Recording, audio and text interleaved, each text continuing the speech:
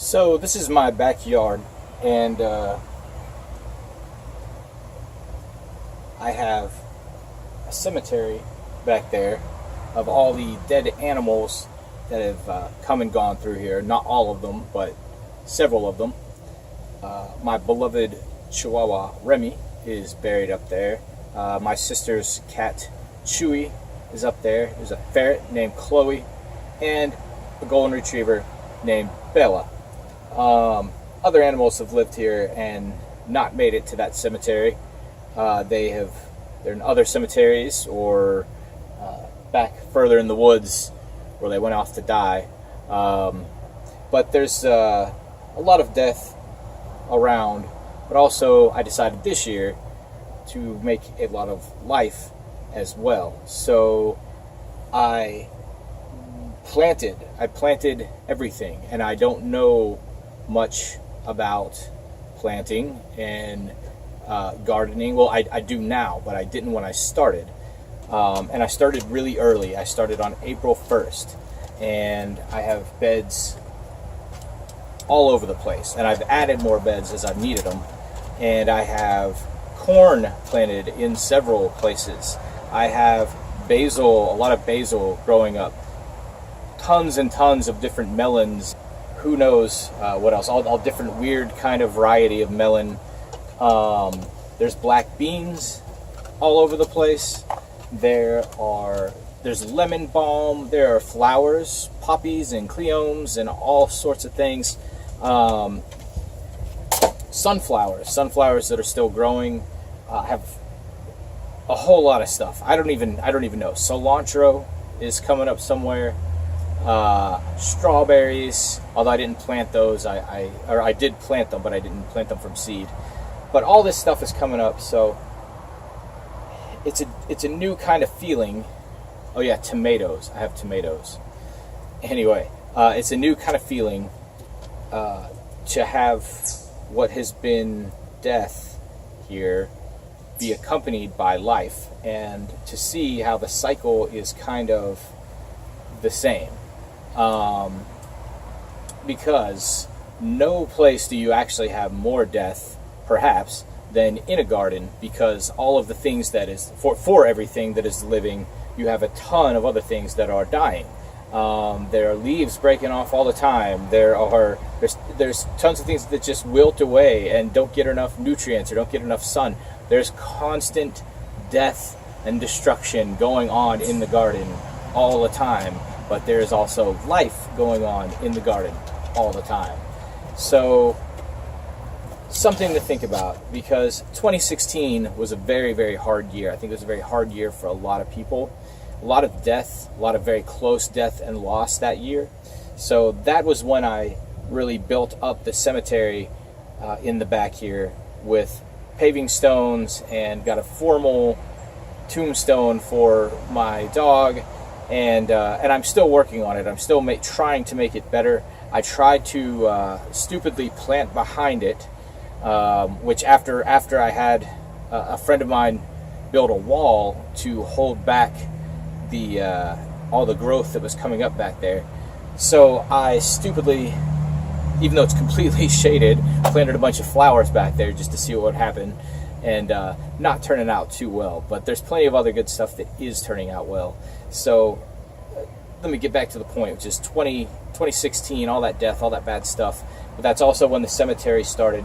All through 2017, I saw this backyard space as pretty much more of a cemetery. And that's what I ultimately want it to be when this property is no longer mine, is a cemetery where people can be buried with their pets. So it is also where I want to be buried, next to my dog back there. Anyway, point is, there was a small experiment in 2017 where we had this old flower bed over here, and I gave my girlfriend some seeds that I bought, and I was like, if you want to plant these, you can plant them. There's like a bag of dirt that's been sitting out here for like 4, 5, 6 years. It's from a former ex-lover. And so she, just not knowing what she was doing, threw some dirt down, threw some seeds down, and we didn't do it till like late June. So nothing, it's like stuff made it, and we were cheering for it. You're going to make it corn, you're going to make it melons.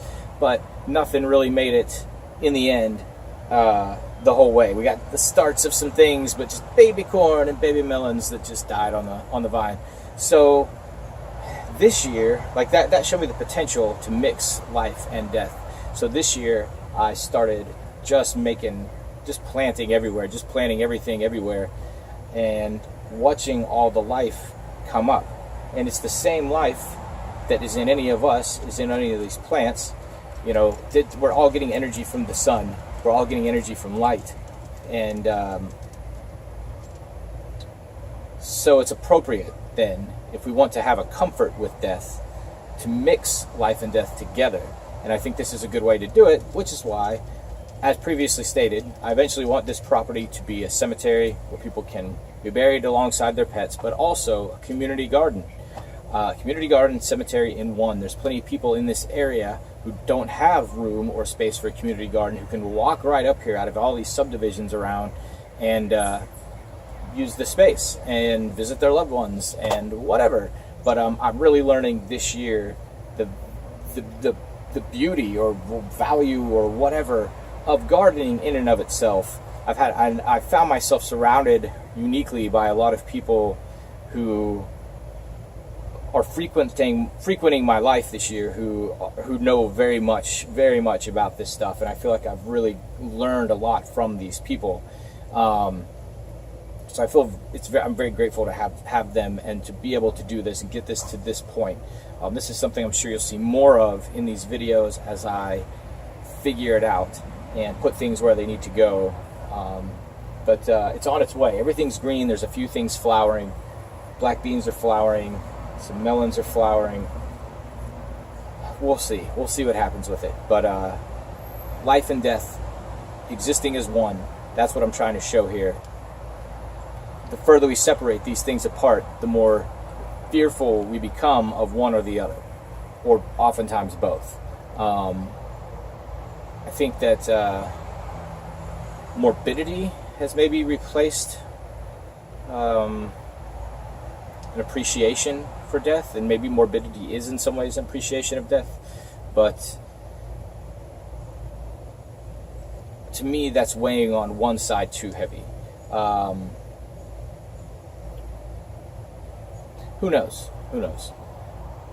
I don't know if violence is ever the answer, you know, but it is all violent though. It is all constant death anyway. All these things are just growing and dying. All this stuff, all this plant life around, most of it come November, December is going to be dead, deceased, and I care for it like it is my baby. I transplant one thing over here to do better over there, and I'm so mindful of every little thing that comes up. I try to pull every little weed, and it's all going to be dead. It's all going to be dead. So life and death existing as one, that's where, if we can just get to that place in the world where all cemeteries are community gardens, I guess, I don't know, where we're in constant celebration and honor of the life flow in and out. Cemeteries celebrate the life flow being removed, but gardens celebrate the life flow coming in. So if we can have those things simultaneously, again, we're on the right track for civilization. There's probably lots of other ways. Go ahead and put your comments on anything you may have in mind. I would love more to talk about in this realm. But life flow in, life flow out. Where is that pull, that channel, that pull from where that life goes? It's right here. It's flowing in and it's flowing out. So that's it. Till next time.